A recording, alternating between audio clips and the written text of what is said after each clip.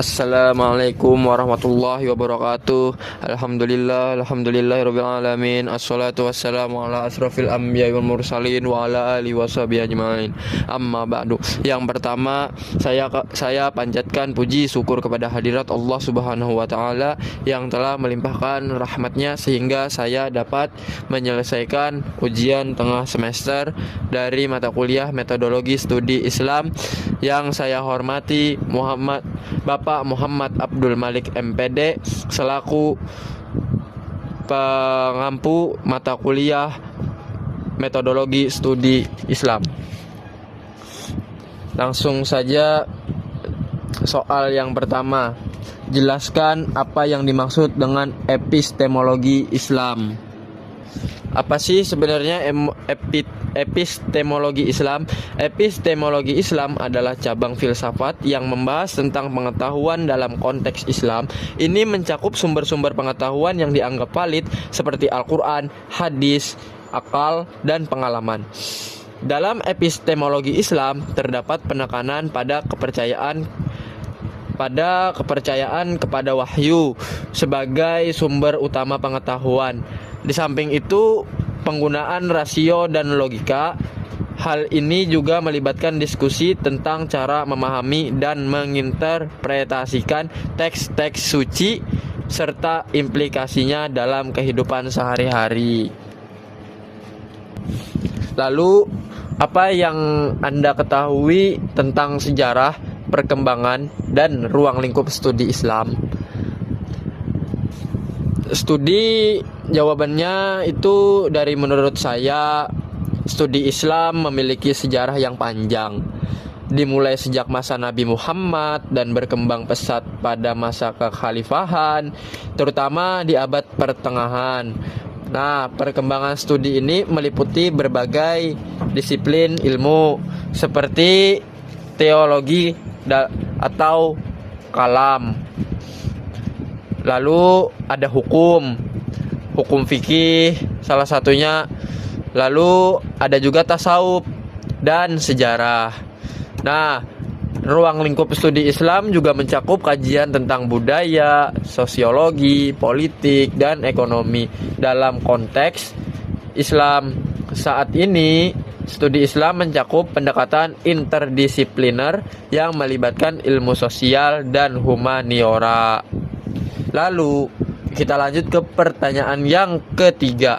Pendekatan apa saja yang dapat digunakan dalam studi Islam? Jelaskan.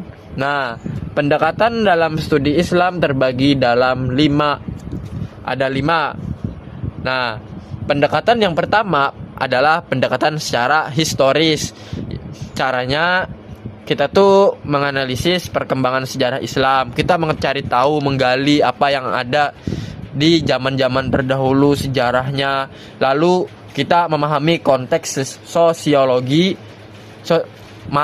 Kita menggali konteks sosiopolitik dan perubahan dalam praktek keagamaan. Lalu yang kedua, ada pendekatan teologis.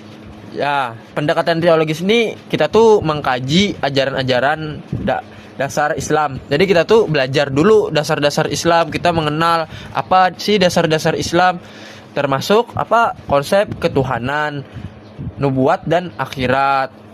Nah, lalu ada juga pendekatan yang selanjutnya, pendekatan tentang hukum. Nah, hukum pada Islam tuh terpusat pada hukum fikih. Nah, kita tuh harus berfokus pada pengembangan dan penerapan hukum Islam. Jadi tuh kita harus fokus di situ, kita pahami. Lalu kita tuh harus juga mendengar tentang perdebatan, tentang interpretasi teks-teks hukum, kita ketahui, kita gali lebih dalam. Nah, begitu.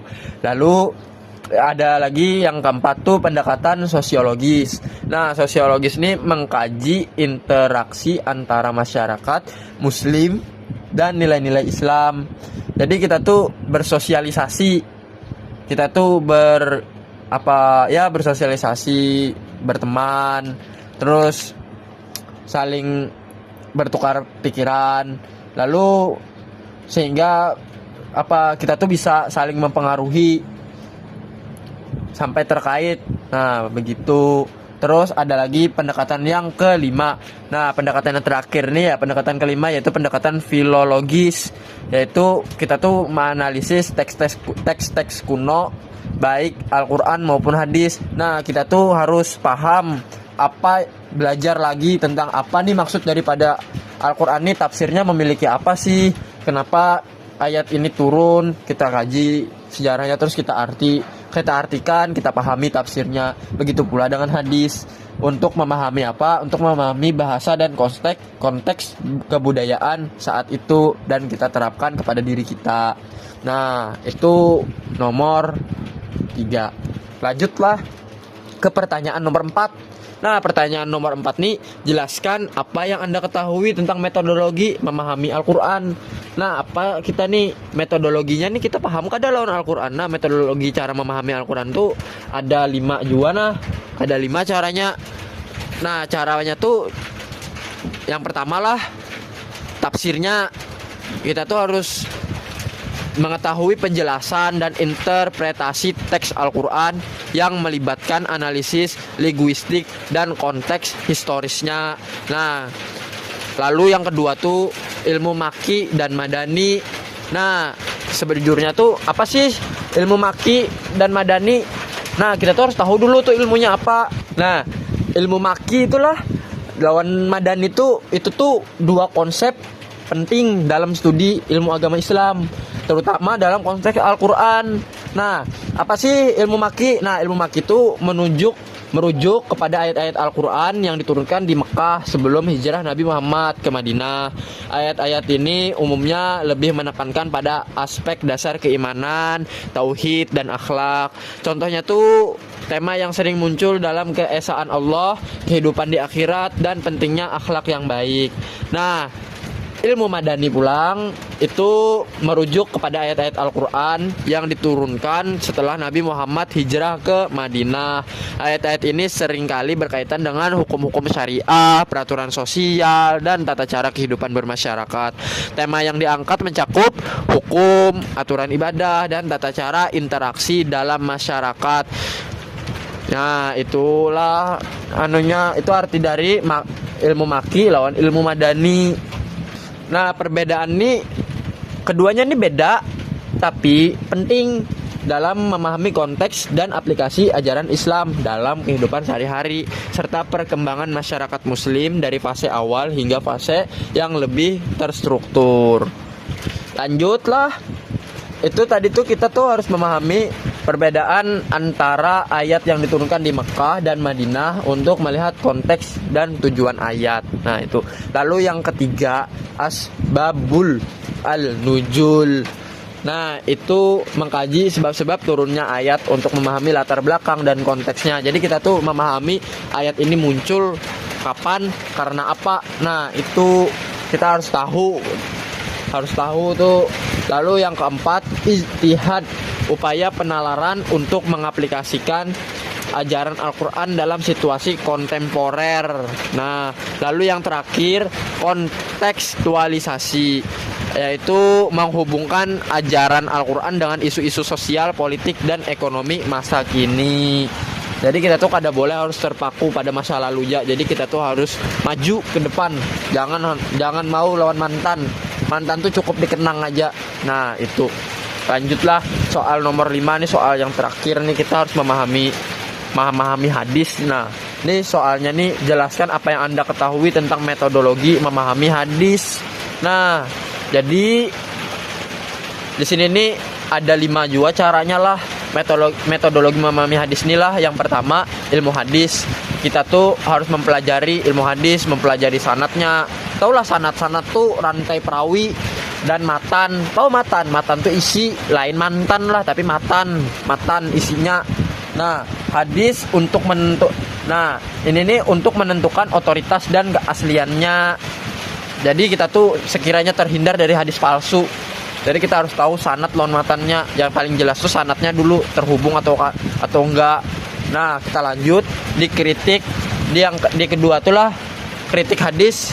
Nah, kritik hadis ini untuk menganalisis keabsahan dan reliabilitas hadis melalui berbagai kriteria seperti kejujuran dan daya ingat perawi. Nah, ini kayak contohnya tuh tingkatan perawinya ada perawi. Nah, kita terus tahu tingkatan perawinya biar tahu tingkatan hadisnya. Nah, yang ketiga, konteks historis.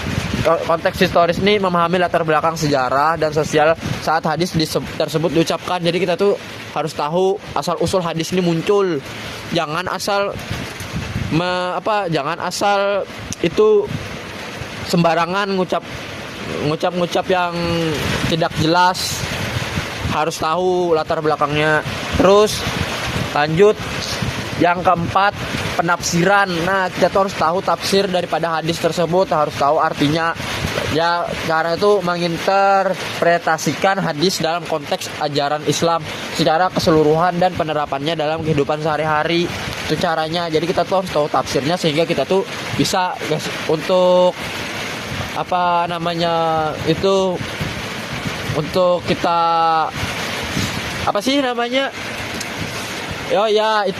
untuk mengaplikasikannya di kehidupan sehari-hari. Nah, kita lanjutlah.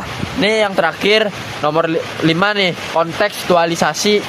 Ya itu ya kayak nomor 4 juga tadi tuh, menghubungkan ajaran dalam hadis dengan tantangan dan isu-isu modern. Jadi kita tuh jangan temakan lawan isu-isu modern. Habis itu kita sambat hadis ini salah. Padahal itu tuh sudah beda zaman. Jadi kita tuh harus paham kenapa bisa jadi kayak gini, kenapa bisa jadi kayak gitu. Nah, jadi kita tuh harus kita gali lagi lebih dalam sehingga kita tuh tahu makna yang sebenarnya. Jadi kita tidak terpeleset dan terjerumus ke dalam isu-isu modern. Jadi itu cukup sekian dari saya.